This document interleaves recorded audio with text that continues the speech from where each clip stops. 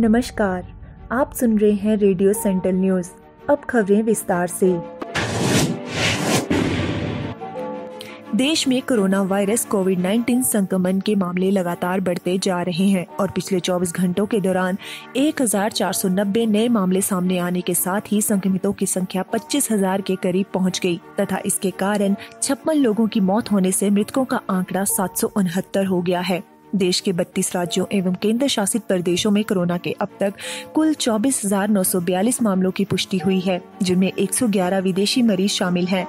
Corona से संक्रमित लोगों के स्वस्थ होने की रफ्तार भी तेज हुई है और पिछले 24 घंटों में कोरोना संक्रमित 396 लोगों के स्वस्थ होने के साथ ही ऐसे लोगों की संख्या 5,210 तक पहुंच गई। स्वास्थ्य मंत्रालय की ओर से जारी आंकड़ों के मुताबिक कोरोना वायरस से सबसे गंभीर रूप से प्रभावित महाराष्ट्र में संक्रमितों की संख्या में एक दिन में 387 की वृद्धि दर्ज की गई और कुल आंकड़े 6,817 पर पहुँच गए।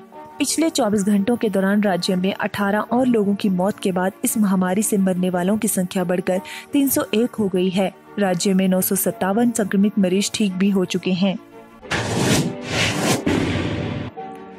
सरकार ने लॉकडाउन के दौरान शहरी इलाकों की रिहायशी कॉलोनियों के परिसरों और गली मोहल्लों की दुकानों को खोलने की अनुमति दे दी है, लेकिन बड़े बाजारों में स्थित दुकानों को अभी भी खुलने की अनुमति नहीं दी गई है। हालांकि ग्रामीण क्षेत्रों में शॉपिंग मॉल को छोड़कर सभी दुकानों को खुलने की अनुमति दे दी गई है। गृह मंत्रालय ने देर रात जारी आदेश में कहा कि मॉल अभी बंद रहेंगे, लेकिन ग्रामीण इलाकों की दुकानों को खोला जा सकता है। इसके साथ ही मंत्रालय ने स्पष्ट किया है कि कोविड-19 हॉटस्पॉट और नियंत्रण वाले क्षेत्रों की दुकानें अभी नहीं खुलेंगी।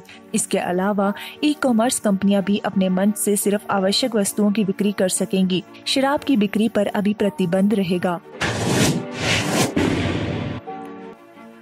वैश्विक महामारी कोरोना वायरस कोविड-19 का कोहराम दुनिया भर में लगातार बढ़ता ही जा रहा है और अब तक विश्व के अधिकतर देशों में इस महामारी से 1,97,000 से अधिक लोगों की मौत हो गई है तथा 28.31 लाख से अधिक लोग संक्रमित हो चुके हैं।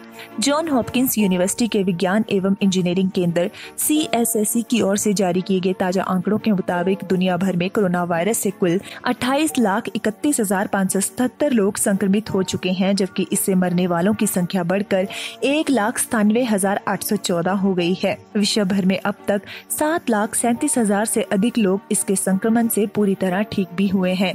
जॉन हॉपकिंस यूनिवर्सिटी के विज्ञान एवं इंजीनियरिंग केंद्र की ओर से जारी किए गए आंकड़ों के मुताबिक अमेरिका में कोरोना वायरस से दुनिया में सर्वाधिक लोग संक्रमित हुए हैं तथा वहाँ सबसे अधिक मौतें भी हुई हैं। विश्व की महाशक्ति माने जाने वाले अमेरिका में यह महामारी विकराल रूप ले चुकी है, जहां पर अब तक 9 लाख से अधिक लोग इससे संक्रमित हुए हैं, जबकि संक्रमण के कारण मरने वालों का आंकड़ा 51,000 के पार पहुंच गया है। अब तक कोरोना से 51,949 लोगों की मौत हो चुकी है। अमेरिका में इस बीमारी से अब तक 80,000 से अधिक लोग ठीक भी हुए हैं।